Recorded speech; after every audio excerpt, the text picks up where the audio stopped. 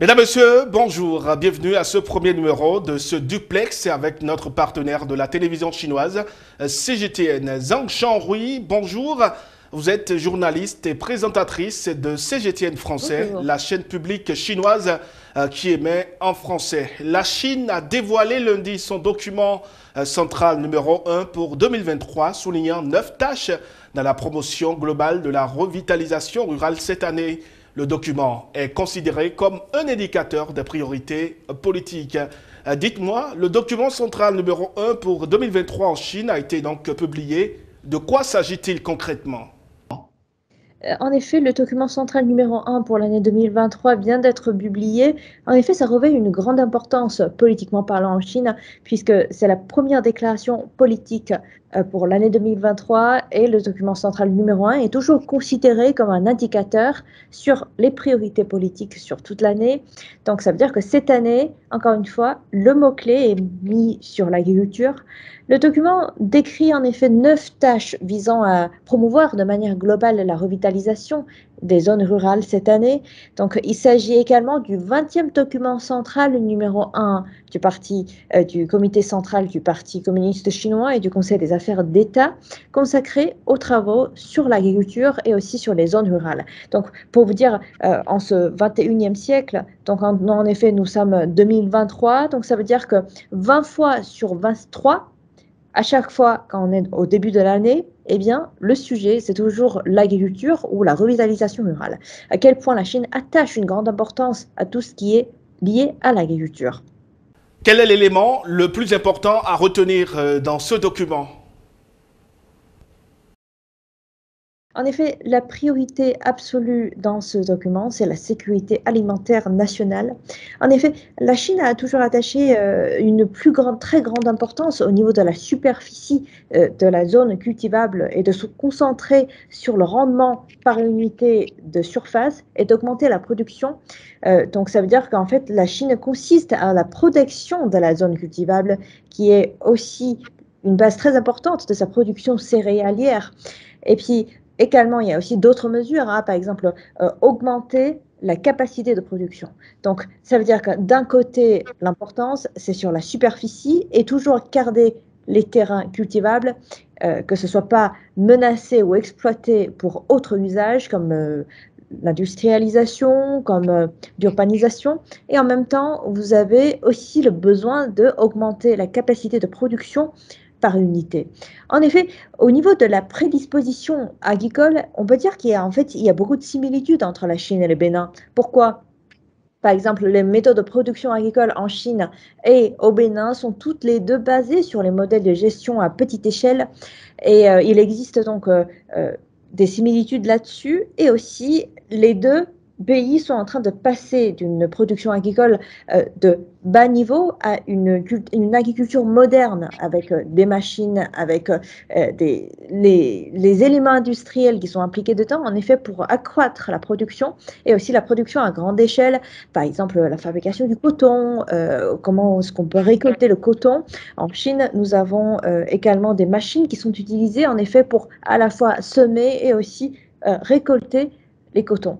Donc, en Chine, la Chine a donc réussi à promouvoir le développement économique global en favorisant le développement agricole, qui est donc l'un des piliers de l'économie chinoise.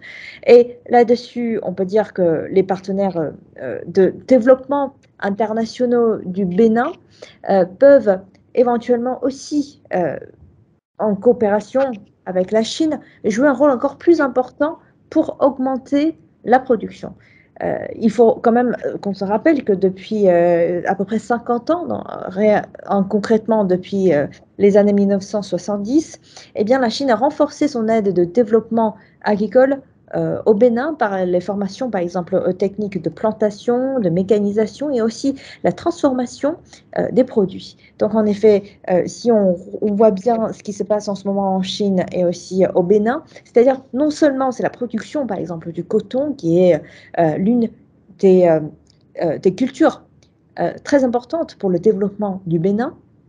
En Chine, c'est pareil. Par exemple, si vous vous rendez dans la province, de différentes provinces en Chine, vous allez aussi également voir les cotons qui sont là et en Chine, en effet, nous avons non seulement les cotons, mais aussi toute une chaîne industrielle après qui vont dans la fabrication, dans la côté manufacturière, pour ensuite être vendus sur le marché chinois.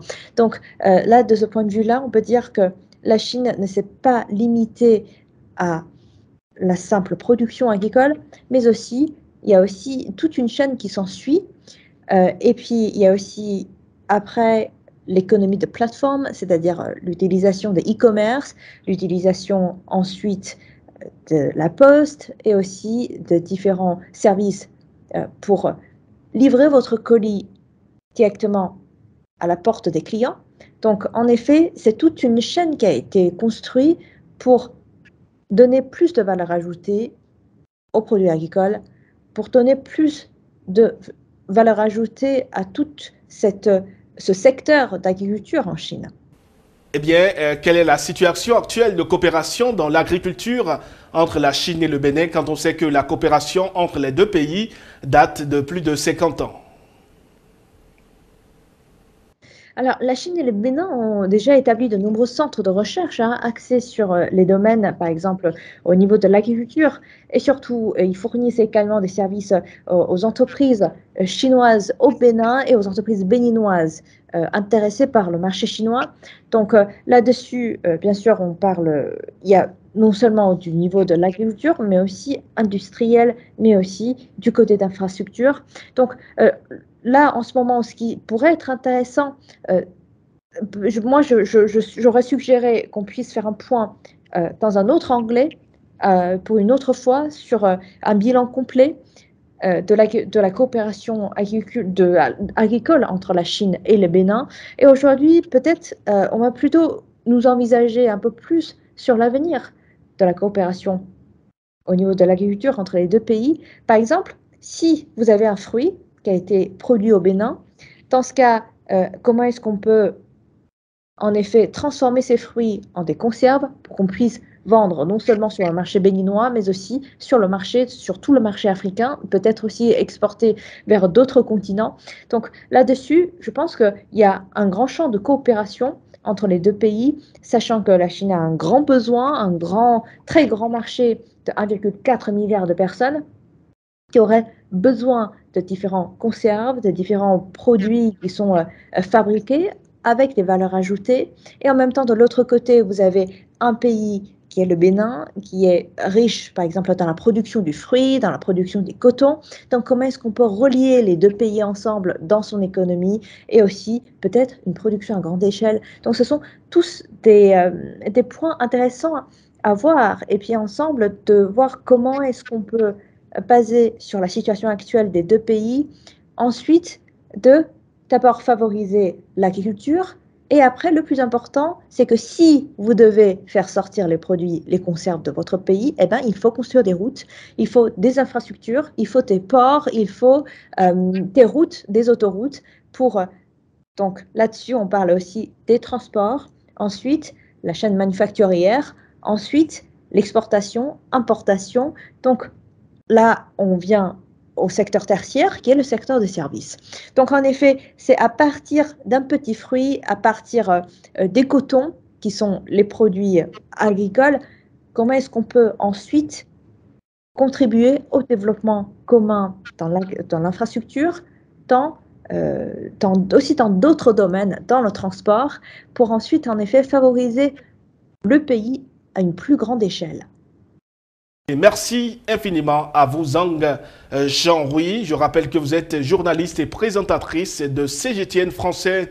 Nous avions donc parlé de l'agriculture en Chine et de la transformation et également des similitudes entre la Chine et le Bénin en matière agricole. Votre mot de la fin?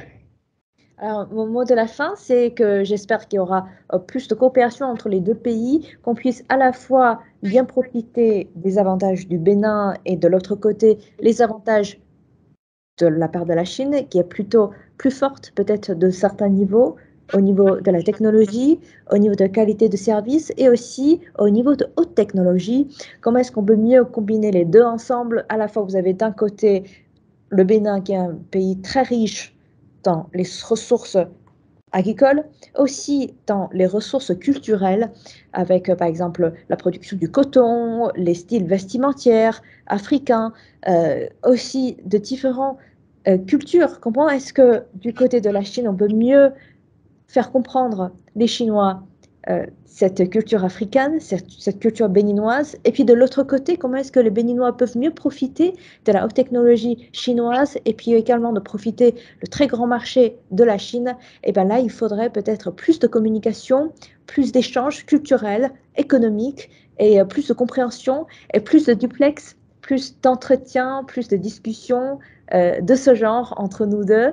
Voilà, donc en effet, je pense qu'il y a énormément de sujets intéressants qui relient les deux pays, surtout qui relient les intérêts des peuples des deux pays. Donc là-dessus, mon mot de fin, c'est vraiment cet espoir qu'on puisse avoir plus d'échanges dans le futur, vous et moi, et puis aussi la Chine et le Bénin.